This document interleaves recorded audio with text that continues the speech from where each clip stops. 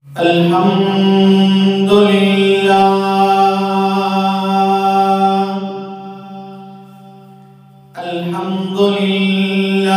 العلي الكبير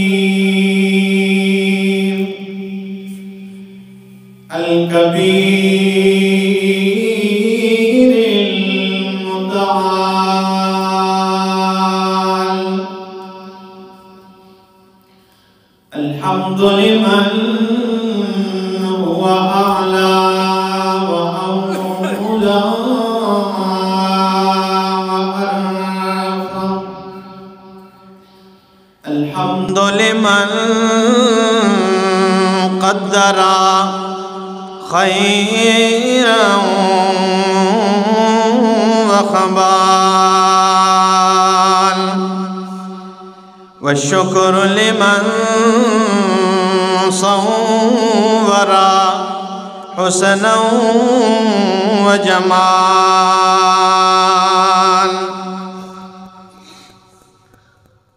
فرد صمد عن صفة الخلق بريء أزلي سرمدي خلق الخلق كمال.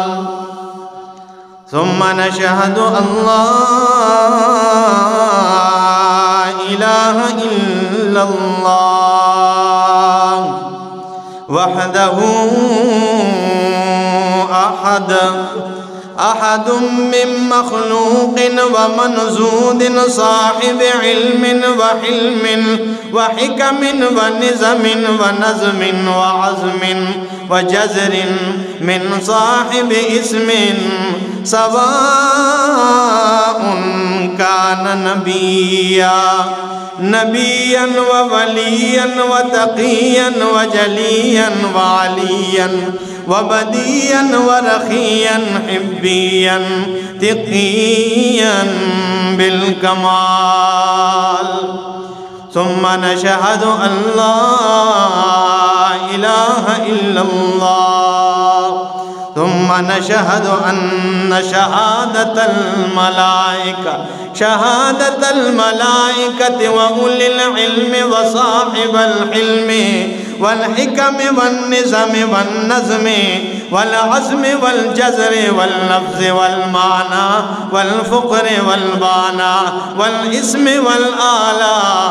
ثم نشهد أن شهادة كاملة، شهادة بأحدية، شهادة بألوهية، شهادة بكمال أزلية أبدية سرمدية بلا فارق وهارق ونازم وماعد لا يزال.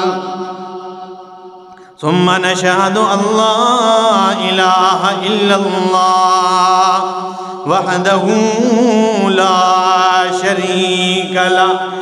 شريك له ولا نظير له ولا وزير له، لا مشير له ولا معين له ولا منازم له ولا مناظر له ولا جرام أجروم مجروم لا ولا نزيم نظم نازم منازم لا ولا جسيم جسم لا ولا قسيم قسم قسم لا ولا نظر وزر حذر ولا دبلد جلد قصد لا. ثم نشهد أن لا إله إلا الله ونشهد أن سيدنا مؤيدنا مخدومنا منزومنا معصومنا مقصودنا حسيننا جميلنا وأنورنا منيرنا وأعلانا أجلانا أبهانا أتقانا أزكانا أنور أجدر أكبر أظهرنا محمدا عبده ورسوله. أما بعد فأعوذ بالله من الشيطان الرجيم. بسم الله الرحمن الرحيم. إلا تنصروه فقد نصره الله إذ أخرجه الذين كفروا ثاني اثنين إذ هما في الغار إذ يقول لصاحبه لا تحزن إن الله معنا وقال النبي صلى الله تعالى عليه وسلم أرحم أمتي بأمتي أبو بكر سبحان ربك رب العزة عما يصفون وسلام على المرسلين والحمد لله رب العالمين. انتہائی معزز سامعین، دوستوں، بزرگوں اور سننے والے تمام مسلمانوں، جیسا کہ آپ کو معلوم ہے کہ اسلامی مہینہ جمادی الثانی رواں دواں ہے. اسی مناسبت سے گزشتہ جمعے بھی آپ حضرات کے سامنے حضرت سیدنا صدیق اکبر رضی اللہ تعالیٰ عنہ کی سیرت کے متعلق چند گزارشات آپ کے سامنے رکھی. وجہ یہ ہے کہ اس اسلامی مہینے جمادی الثانی، اس کے 22 تاریخ کو سیدنا ابو بکر صدیق رضی اللہ تعالیٰ عنہ کا وصال ہے. آپ کی وفات ہوئی اس دن.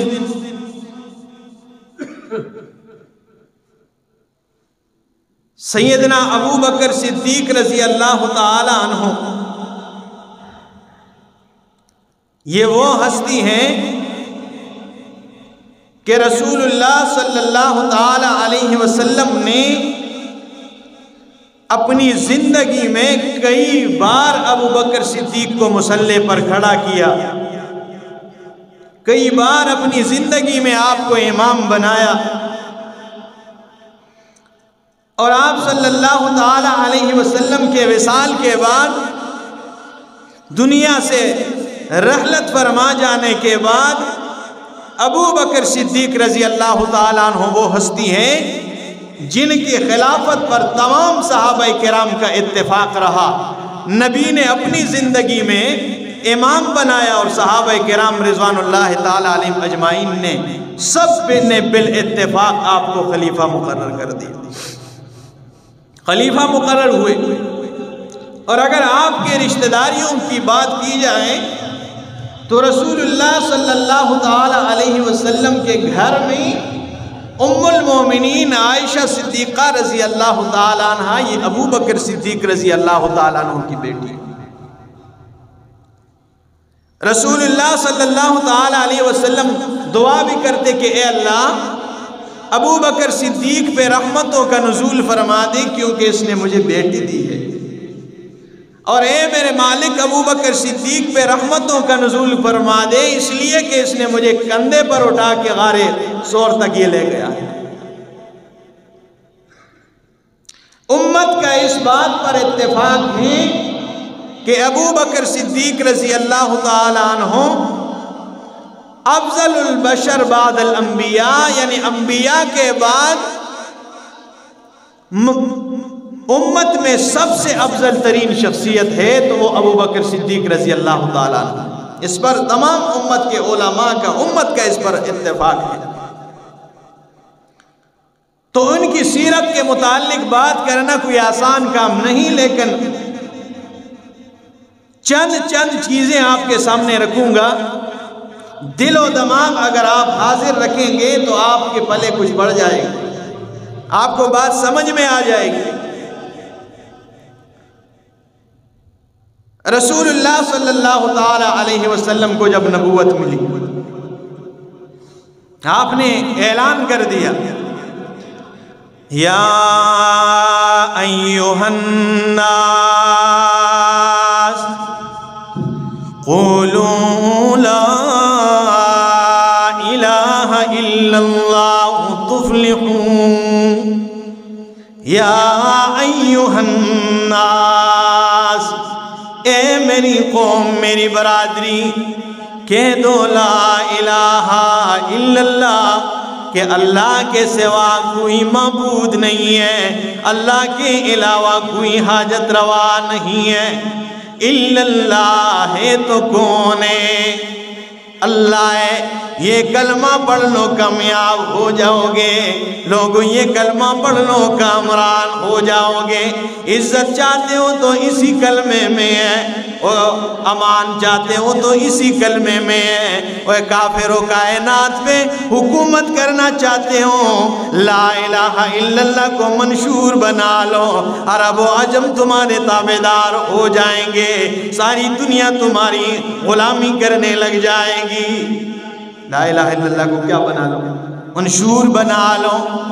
جب یہ بات آپ کی زبان سے لوگوں نے سنی تو ایک بندہ اٹھ کے گیا ابو بکر صدیق رضی اللہ تعالیٰ عنہ کے پاس، پیغام لے کر گیا کہ یا ابا بکر اما سمعت صاحبک، آیا تو نے اپنے بچپن کے یار کو سنا ہے، تو نے اپنے بچپن کے دوست کو سنا ہے، وہ کچھ کہہ رہے ہیں، کچھ کہنے لگ گئے ہیں، وہ تو کعبے میں 313 جو بت پڑے ہیں ان کے پلے کک بھی ماننے کو تیار نہیں، تیرا بچپن کا ساتھی تو ایک ہی اللہ کی طرف دعوت دے رہے ہیں۔ وہ تو کیا کرتے ہیں؟ وہ تو ایک اللہ کی طرف دعوت دے رہے ہیں۔ فرمایا اللہ نہیں سنا ہے، کہنے لگے وہ تو یہ باتیں کر رہا ہے۔ ابو بکر صدیق رضی اللہ تعالیٰ عنہ آتے ہیں، اللہ کے رسول سے کہتے ہیں کہ میرے بچپن کے یار، میرے دوست، یہ ایک پیغام رسانے، پیغام لے کے آنے والا کوئی پیغام لے کے آیا ہے کہ تو ایک ہی اللہ کی طرف دعوت دے رہا ہے، تو کہہ رہا ہے کہ ایک ہی اللہ ہے، مشکل کشا بھی وہی ہے، حاجت روا بھی وہی ہے، اس کے علاوہ کوئی حاجت روا نہیں ہے، اس کے علاوہ کوئی بگڑیاں بنانے والا نہیں ہے، اس کے علاوہ کوئی بنی بگاڑنے والا نہیں ہے، اگر ہے تو صرف ایک ہی اللہ ہے۔ تو اللہ کے رسول نے فرمایا ہاں ابو بکر میرے یار، انی رسول اللہ الیکم جمیعا، مجھے آپ سب تمام کی طرف رسول بنا کر بھیجا گیا ہے، میں تمہاری طرف رسول بن کر آیا ہوں، اللہ نے نبوت کا تاج میرے سر پہ سجا کے رکھ دیا ہے۔ تو قربان جاؤں ابو بکر صدیق رضی اللہ تعالیٰ عنہ وہ سوچتے نہیں ہیں، انتظار نہیں کرتے ہیں، بلکہ آواز لگاتے ہیں کہ اے اللہ کے رسول، جب تو اللہ کا پیغمبر ہے، اللہ کا رسول ہے، تو ہاتھ آگے بڑھائیے، ابو بکر صدیق آپ کا پہلا امتی ہے۔ ابو بکر تیرا پہلا کیا ہے؟ ہاتھ آگے بڑھائیے، جب آپ اللہ کے رسول ہیں تو پھر میں آپ کا پہلا امتی ہوں۔ ایک دن کوئی صحابہ کرام کے مابین کوئی کسی بات پہ تکرار ہوئی تو رسول اللہ صلی اللہ تعالی علیہ وسلم نے فرمایا میرے ساتھیوں تم میری خاطر ابو بکر کو معاف نہیں کر سکتے ہو، مجھے اس سے زیادہ پیار اس وجہ سے ہے کہ جب میں نے تم سے یہ بات کی پیغام تمہیں دی اور جب میں نے اعلان نبوت کیا تو آپ سب نے سوچنے کے بعد، انتظار کرنے کے بعد میرے ہاتھ پہ ایمان قبول کیے ہیں، لیکن ابو بکر وہ ہے کہ جب میں نے اعلان کر دیا اس نے کہا ہاتھ آگے بڑھائیے، میں ماننے کے لیے تیار ہوں۔ ٹھیک ہے، ابو بکر تو وہ ہے، تو اسے میری خاطر جو ہے نا معاف کیا کرو۔ 38 بندے مسلمان ہو گئے تھے، تو ابو بکر صدیق رضی اللہ تعالیٰ عنہ، ام عائشہ صدیقہ رضی اللہ تعالیٰ عنہ فرماتی ہے کہ بار بار اصرار کرتے رہے کہ اللہ کے رسول ہم کو عام علی اعلان کرتے ہیں کہ بھائی آپ کی نبوت کا اعلان کرتے ہیں، توحید کا اعلان کرتے ہیں، رب کی وحدانیت کا اعلان کرتے ہیں۔ تو رسول اللہ صلی اللہ تعالیٰ علیہ وسلم نے فرمایا نہ ابو بکر، ابھی ہم تھوڑے ہیں، انتظار کرتے ہیں ذرا، لیکن بار بار اصرار کرتے ہیں تو آپ صلی اللہ تعالیٰ علیہ وسلم نے حکم دے دیا کہ چلو آپ کر سکتے ہیں۔ یہ آتے ہیں اور کئی مشرکین وہاں موجود ہیں، اور مشرکین کے بیچ میں ابو بکر صدیق اعلان کرتے ہیں کہ اللہ کے رسول پہ ہم ایمان لے کے آئے ہیں۔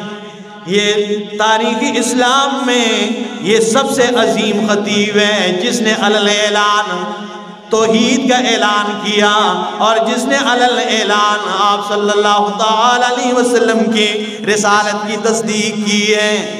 یہ وہ جرأت مند خطیب ہے اسلام، تاریخ اسلام میں اعلان کر دیا۔ مشرکین آ کے ٹوٹ پڑتے ہیں، طرح طرح کی ایذائیں پہنچاتے ہیں، تکالیف دیتے ہیں۔ وہی ایک ہی ہم نے جو 313 کعبے میں رکھے ہوئے ان کے پلے کک بھی نہیں، یہ ایک ہی اللہ کی طرف دعوت دیتی ہیں۔ یہ بات تو ہم ماننے کے لیے تیار نہیں ہیں۔ اللہ کے رسول صلی اللہ تعالی علیہ وسلم آ رہے ہیں، ابو بکر صدیق رضی اللہ تعالیٰ عنہ کو عتبہ بن ربیع نے اتنا مارا کہ ابو بکر صدیق رضی اللہ تعالیٰ عنہ کے وجود میں آپ کے ناک کے علاوہ پہچان کی کوئی جگہ باقی نہیں رہی، کہ ناک کے علاوہ پہچان کی کوئی جگہ باقی نہیں تھی، اتنا مارا ظالموں نے۔ قبیلے والے آ گئے، بنو تیم والے آ گئے، اٹھا کے گھر لے کے چلتے ہیں، ٹھیک ہے، اتنا مارا، اٹھا کے گھر لے گئے اور اعلان کیا کہ اگر ہمارے قبیلے کے اس بندے کو کچھ ہو گیا، تھے تو کافر لیکن وہ قبیلے کی غیرت اور وہ تو جاگ گئی تھی ان میں، اگر کچھ ہو گیا تو ہم بدلہ لیں گے۔ وہ گھر چلتے ہیں، گھر لے کے جاتے ہیں، بے ہوش پڑے ہیں، اماں سامنے کھڑی ہے، ام الخیر کے بیٹا ہوش میں آ جائیں دودھ پلا دیتی ہوں، لیکن جو ہی ہوش میں آتی ہیں ابو بکر صدیق رضی اللہ تعالیٰ عنہ کی زبان پہ ایک ہی کلمہ ہے، کیف حال حبیبی و اصحابی، اور میری ماں دودھ چھوڑ دیجئے، مجھے حال بتا دیں کہ میرے محمد اور ان کے صحابہ کا کیا حال ہے، ان کا حال کیا ہے، مجھے ان کے بارے میں بتائیے، ٹھیک ہے۔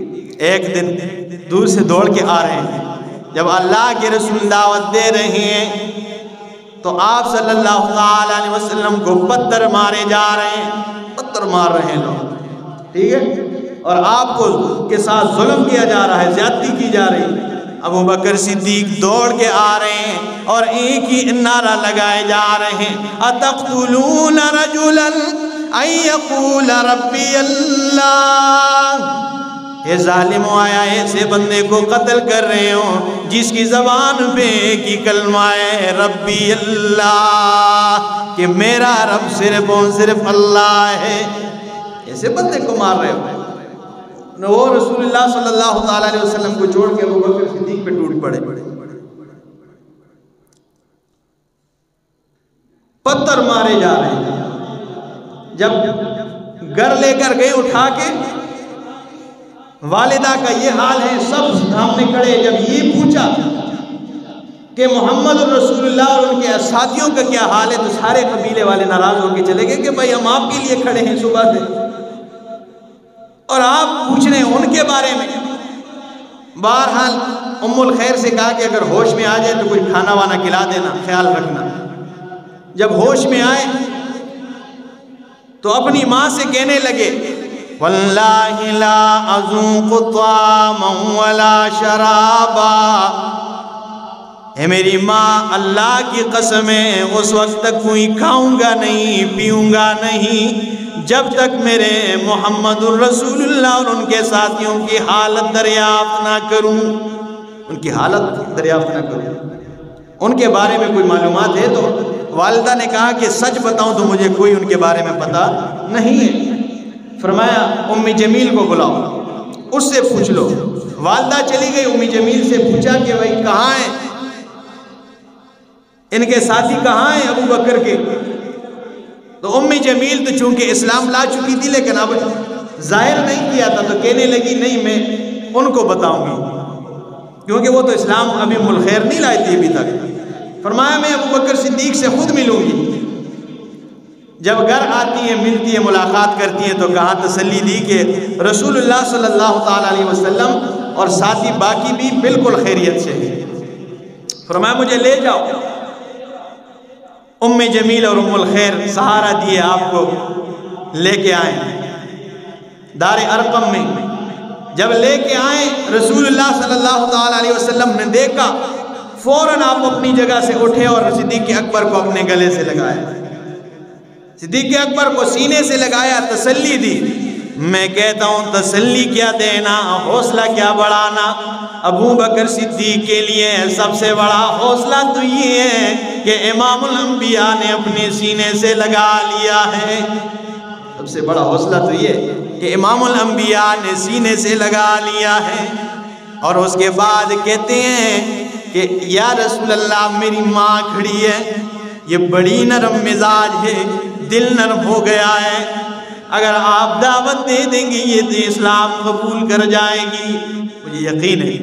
رسول اللہ صلی اللہ تعالیٰ علیہ وسلم نے فرمایا اے ام الخیر، آپ خیر کی ماں ہیں، اور آپ صلی اللہ تعالیٰ علیہ وسلم نے یہ اچھے انداز سے دعوت دی، اور دعوت دینے کے بعد آپ کی پہلی دعوت میں ابو بکر صدیق کی والدہ اسلام قبول کر گئی، مسلمان ہو گئی، کلمہ پڑھ لیا۔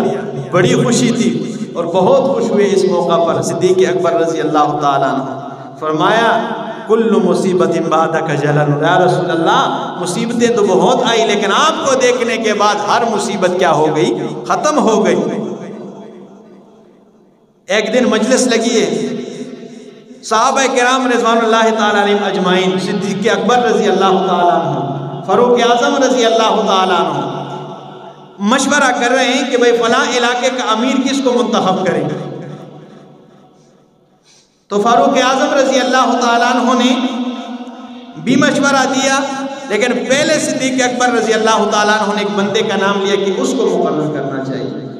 تو فاروق اعظم رضی اللہ تعالیٰ عنہ نے فرمایا نا یا رسول اللہ فلاں بندے کو مقرر کرنا چاہیے۔ تو یہ ناراض ہوئے کہ میں جب مشورہ دیتا ہوں آپ اسے کاٹ دیتے ہیں، وجہ کیا ہے؟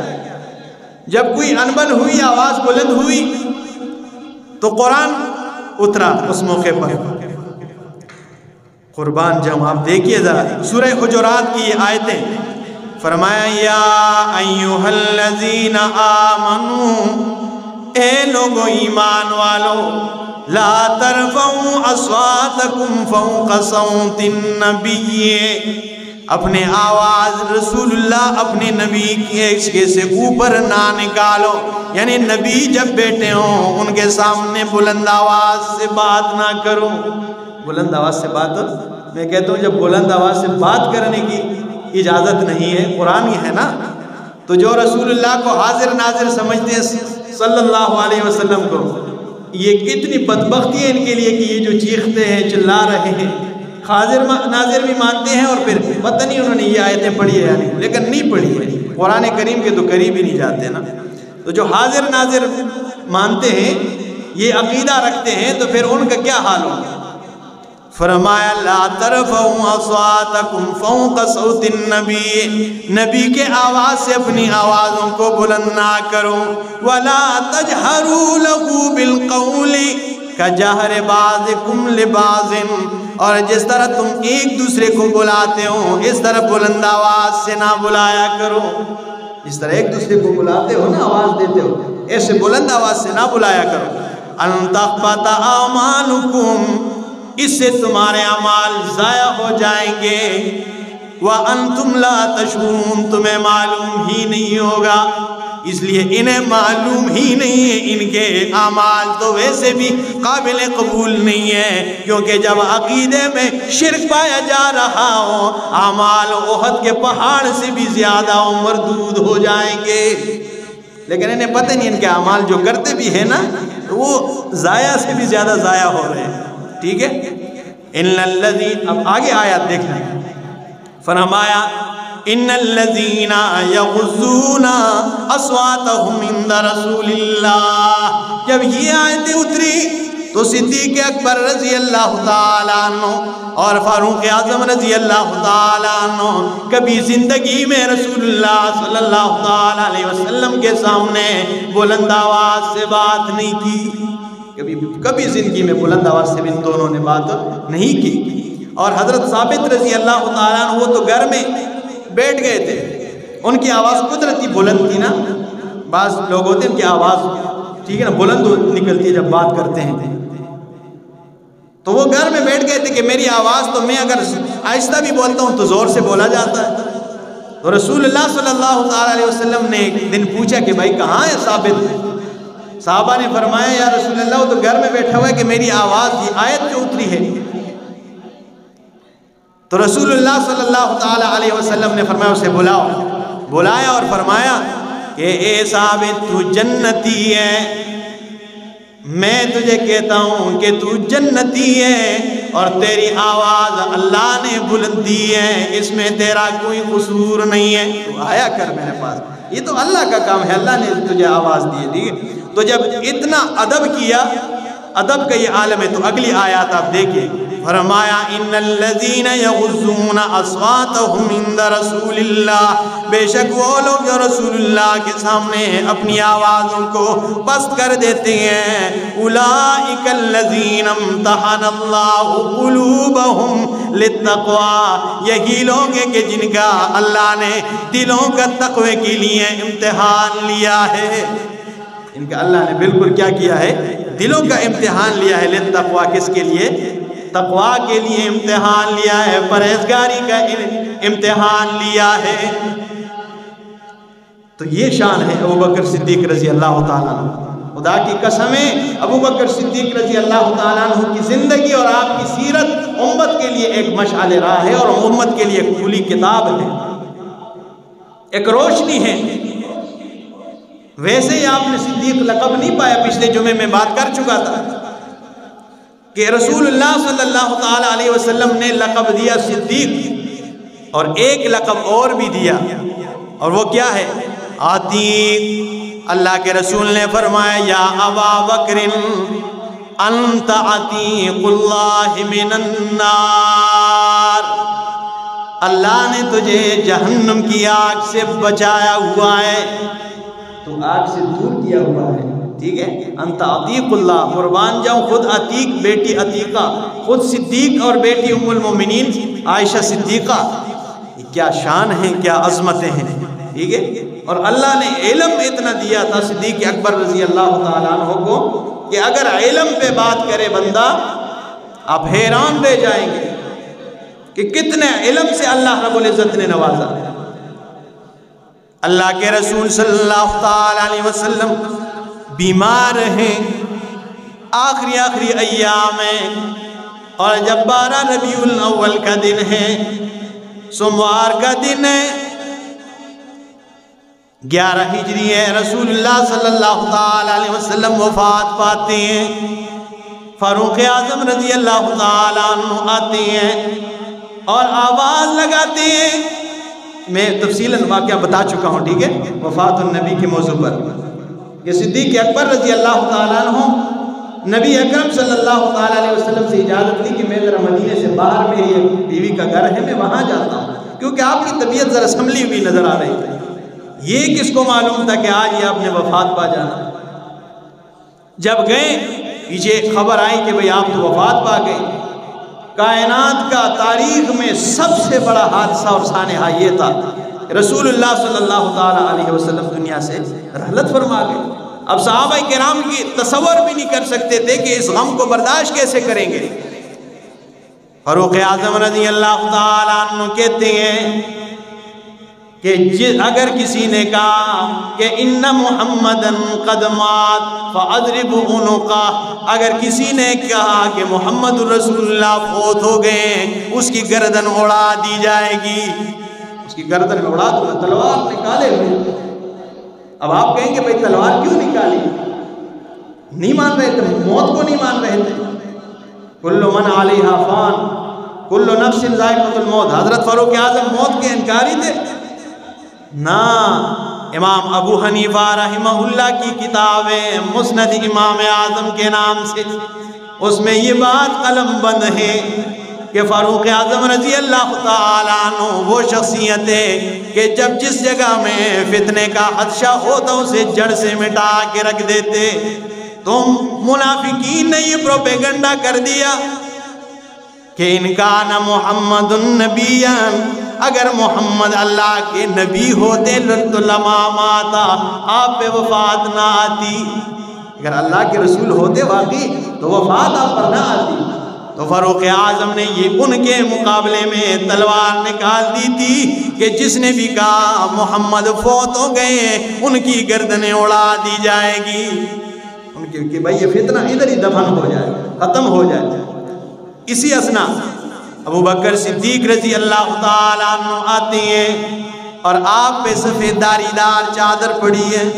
وہ چادر یوں جب چہرے سے اٹھائی کہنے لگے وا خلیلہ ہوں وا صفیہ ہوں طبت حیّا و میتا، اے میرے پیارے دوست میرے خلیل، طبت حیّا و میتا، تو جب زندہ تھا تب بھی پاکیزہ تھا، آج دنیا سے چلا گیا تیری موت بھی آج بڑی پاکیزہ ہے. آج تیری موت بھی کیا ہے؟ بڑی پاکیزہ ہے. ٹھیک ہے، یہ کلمات کہے، چادر دوبارہ اسی ڈال دی اور باہر نکلے اور فرمایا حلمو الیہ، اے میرے یاروں میری طرف آ جاؤ، میرے پاس آ جاؤ. صحابہ کرام بڑے صدمے کے عالم میں، اور وہاں فاروق صدیق اکبر رضی اللہ تعالیٰ عنہ اعلان کرتے ہیں من کان منکم یعبد محمدًا فَإِنَّ مُحَمَّدًا قَدْ مَاتَ، جو تم میں محمد الرسول اللہ کی عبادت کرتے تھے آج وہ سن لے کہ فَإِنَّ مُحَمَّدًا قَدْ مَاتَ، آج محمد الرسول اللہ وفات پا گئے ہیں. وَمَنْ كَانَ مِنْكُمْ يَعْبُدُ اللَّهَ، اور جو تم میں اللہ کی عبادت کرتے تو فَإِنَّ اللَّهَ حَيٌّ لَا يَمُوتُ، اللہ زندہ ہے اس پر کبھی موت نہیں آئے گی. اللہ لا الہ الا هو الحی القیوم،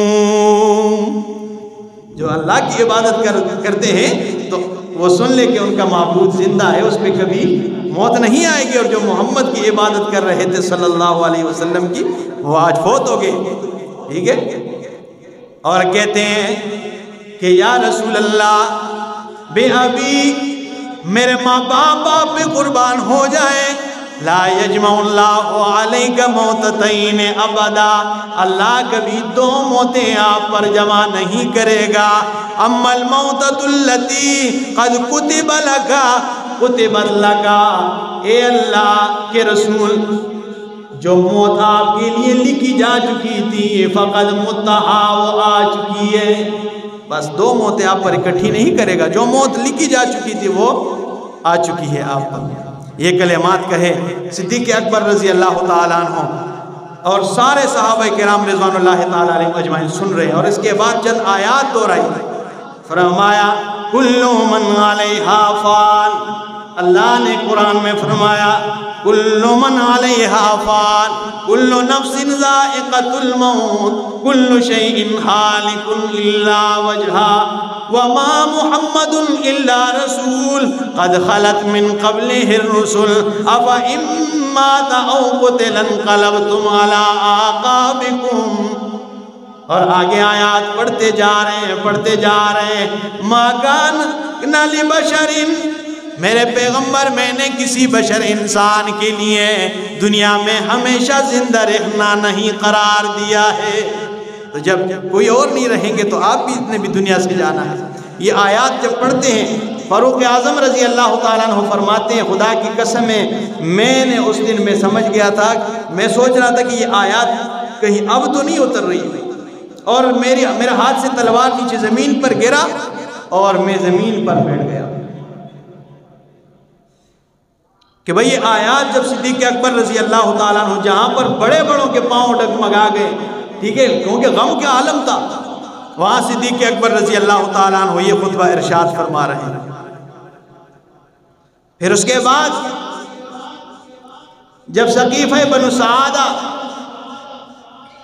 وہاں صحابہ کرام رضوان اللہ تعالیٰ علیہ اجمعین جمع ہیں، کسی نے فاروق اعظم رضی اللہ تعالیٰ عنہ سے کہا کہ وہاں تو انصار صحابہ جمع ہیں اور وہ اپنے لیے امیر مقرر کرتے ہیں کہ بھائی آپ تو دنیا سے چلے گئے، ہم ایک دن بھی بغیر امیر کے نہیں رہیں گے، ہم خلیفہ مقرر کریں گے۔ تو انہوں نے حضرت ابوبکر صدیق کو ہاتھ سے پکڑا اور وہاں لے گئے۔ جب چلے تو وہاں پر انصار صحابہ کرام بیٹھے ہوئے ہیں۔ حضرت سعد ابن عبادہ رضی اللہ تعالیٰ عنہ یوں چادر لپیٹ کے بیٹھے ہوئے ہیں۔ تو حضرت فاروق اعظم رضی اللہ تعالیٰ عنہ نے فرمایا کیا کہہ رہے ہو؟ ایک بندہ اٹھ کے کہنے لگا منا امیر و منکم امیر، اب آپ دنیا سے چلے گئے ہیں، اب انصار کا اپنا امیر ہوگا اور مہاجرین کا امیر مہاجرین میں سے ہوگا۔ ہم نے تمہیں جگہ دی ہے، ہم نے تمہیں گھر مکان دیے، ہم نے تمہاری عزت کی ہے، ہم نے تمہاری مہمان نوازی کی ہے، ہم نے تمہاری نصرت کی ہے، لیکن اب ہم میں سے امیر ہوگا۔ تو فاروق اعظم رضی اللہ تعالیٰ عنہ وہ بول ہی رہے تھے کہ صدیق اکبر رضی اللہ تعالیٰ عنہ نے بٹھایا کہ آپ صبر کریں، فاروق اعظم صبر کریں، اور خود اٹھ کے بیان شروع کرتے ہیں اور سورہ حشر کی یہ آیات پڑھتے ہیں۔ سورہ حشر یہ 28واں پارہ۔ فرمایا کہ اے انصار صحابہ، اللہ قرآن کریم کے اندر فرماتے ہیں للفقراء المہاجرین الذین، کہ مال غنیمت کی ایک قسم ہے کہ یہ ان فقراء کے لیے المہاجرین الذین، جو مہاجرین ہیں، الذین وہ لوگ اخرجوا من دیارہم، جنہیں اپنے گھروں سے نکالا گیا ہے، اور کیوں وَأَمْوَالِهِمْ، اور ان کے مالوں سے، وَيَبْتَغُونَ فَضْلًا مِّنَ اللَّهِ وَرِضْوَانًا، اور وہ نکلیں اپنے گھروں سے، اپنے مالوں کو چھوڑ کر نکلیں تاکہ اللہ کی رضا حاصل ہو جائیں۔ وہ تلاش کرتے ہیں اللہ کی رضا کو، ٹھیک ہے، تلاش کرتے ہیں۔ آگے وَيَنْصُرُونَ اللَّهَ، اور اللہ کے دین کی وہ مدد کرتے ہیں، وَرَسُولَهُ، اور اللہ کے رسول کی مدد کرتے ہیں۔ اولئک، یہی لوگ ہیں، ہم الصادقون، یہی لوگ سچے لوگ ہیں۔ اور آگے فرمایا او میرے انصار بھائیوں سن لینا، اب تمہاری باری ہے۔ فرمایا والذین تبوؤوا الدار والایمان من قبلہم، اور وہ لوگ جنہوں نے مدینہ کو اپنا ٹھکانہ بنایا، مہاجرین کے آنے سے پہلے اپنا ٹھکانہ بنایا، یحبون من ہاجر الیہم، اور جو لوگ ان کی طرف ہجرت کرتے ہیں وہ پیار کرتے ہیں ان سے، وہ ان سے محبت کرتے ہیں۔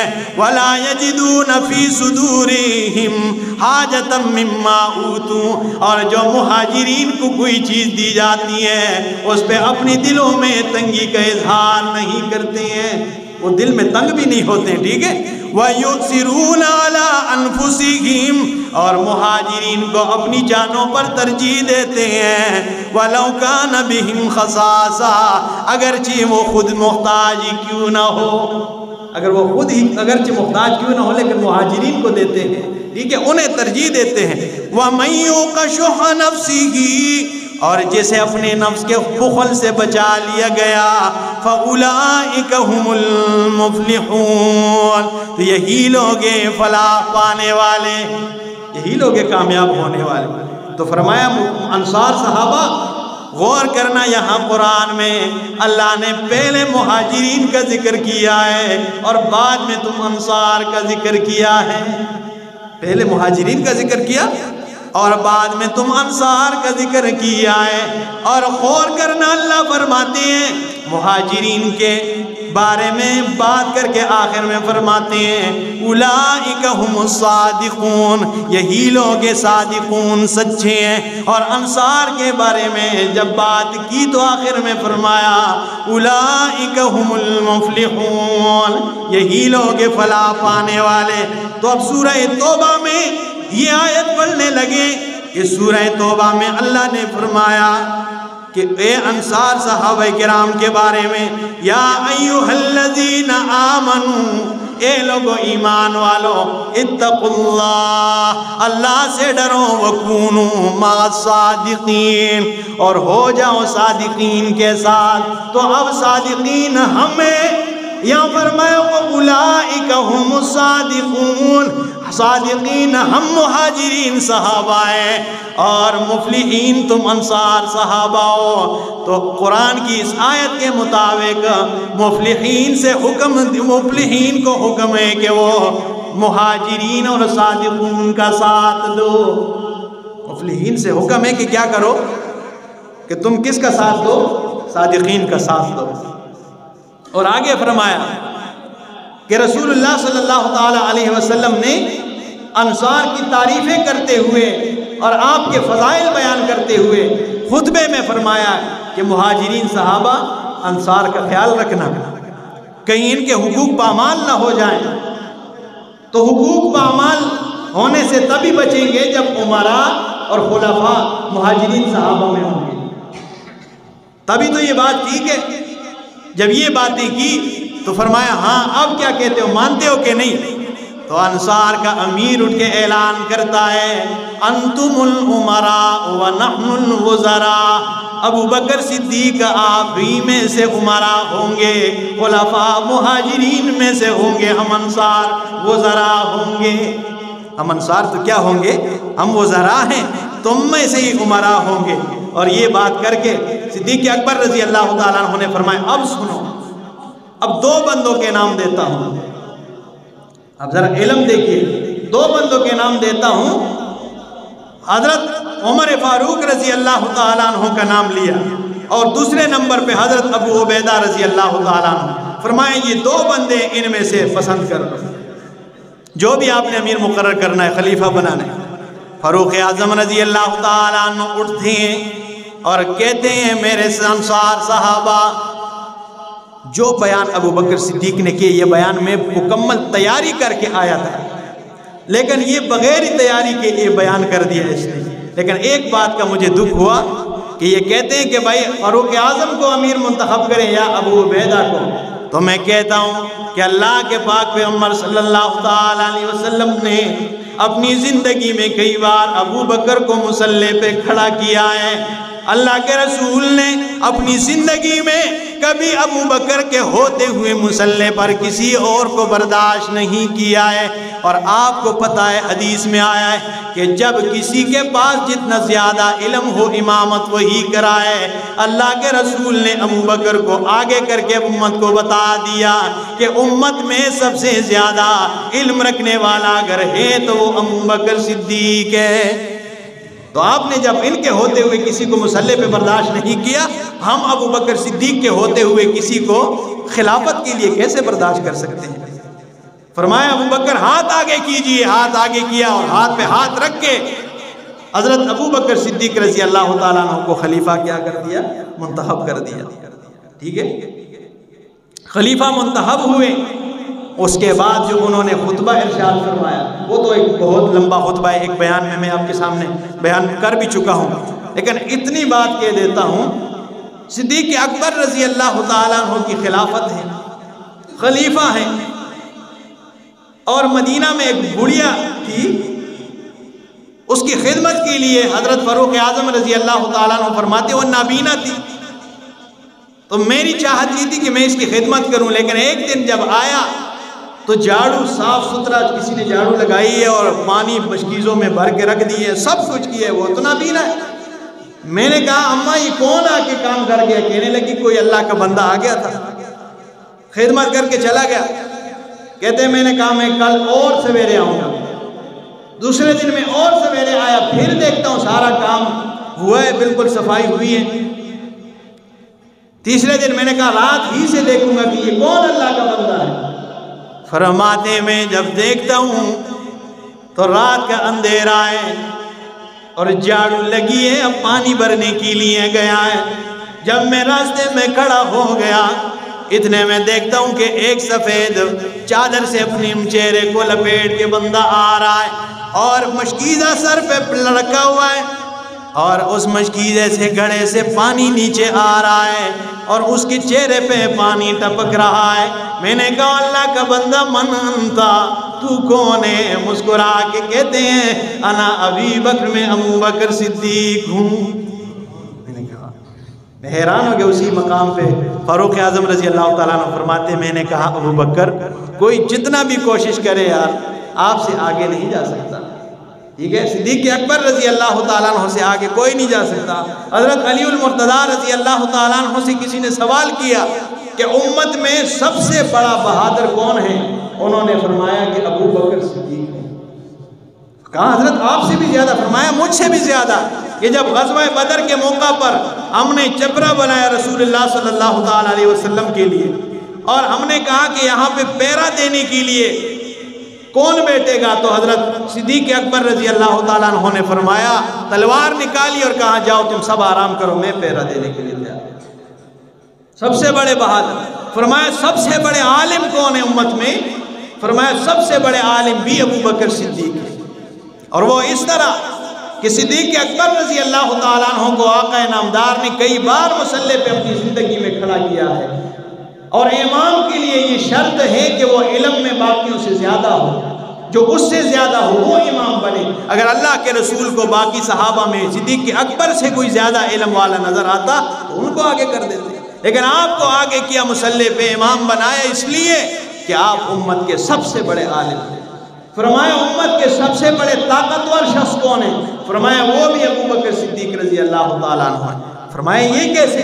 کہاں ایک بار رسول اللہ صلی اللہ تعالیٰ علیہ وسلم جب فاتح بن کے آگے صحابہ کرام رسول اللہ صلی اللہ علیہ وسلم، تو مجھے کہا کہ علی آپ نیچے ہو جائیے کہ آپ کے کندھے پہ میں پاؤں رکھ کے اوپر یہ بت نشانات مٹا دوں۔ تو میں جب نیچے ہوا اور آپ نے پاؤں رکھا تو میں نے کہا بس یا رسول اللہ میں اور برداشت نہیں کر سکتا، میرے اندر اور طاقت نہیں ہے۔ اور صدیق اکبر رضی اللہ تعالیٰ عنہ وہ شخصیت ہیں، میں تو ایک پاؤں آپ کا برداشت نہیں کر پایا، وہ تو کندھے پہ اٹھا کے غار ثور تک لے کے گئے ہیں۔ تو سب سے بڑے طاقتور بھی امت کے ابو بکر صدیق رضی اللہ تعالیٰ عنہ۔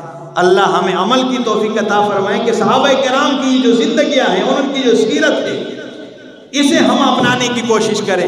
اور جاتے جاتے صدیق اکبر رضی اللہ تعالیٰ عنہ کی خلافت 22 ربیع الثانی جمادی الثانی، اسی تاریخ کو سوموار والے دن حضرت سیدنا صدیق اکبر رضی اللہ تعالیٰ عنہ کی وفات ہوتی ہے۔ اور مماثلت دیکھیے آپ، سوموار والے دن رسول اللہ صلی اللہ تعالیٰ علیہ وسلم کی وفات ہے، اور سوموار والے دن صدیق اکبر رضی اللہ تعالیٰ عنہ کی وفات بھی ہے۔ اور رسول اللہ صلی اللہ تعالیٰ علیہ وسلم کے ساتھ بالکل اس طرح آپ کو دفن کیا گیا کہ جہاں پر آپ کا کاندھا مبارک ہے حجرہ عائشہ میں، رسول اللہ صلی اللہ تعالیٰ علیہ وسلم کی قبر مبارک بھی وہاں پر ہے، اور صدیق اکبر رضی اللہ تعالیٰ عنہ کی قبر بھی وہیں پر ہے۔ اور رسول اللہ صلی اللہ تعالیٰ علیہ وسلم کے کاندھا جہاں پر ہے وہاں پر صدیق اکبر رضی اللہ تعالیٰ عنہ کا سر مبارک ہے۔ اور پھر اس کے بعد جہاں پر صدیق اکبر رضی اللہ تعالیٰ عنہ کا کاندھا مبارک ہے وہیں پر فاروق اعظم رضی اللہ تعالیٰ عنہ کا سر مبارک ہے۔ یہ ثابت کر دیا کہ ہم اکٹھے ہیں، ہم ایک ہیں۔ رسول اللہ صلی اللہ علیہ وسلم نے فرمایا بھی ہے کہ ہم ایک مٹی سے بنے ہیں، اور قیامت والے دن اکٹھے اٹھ جائیں گے اپنی قبروں سے۔ اللہ عمل کی توفیق عطا فرمائے۔ آخر دعوانا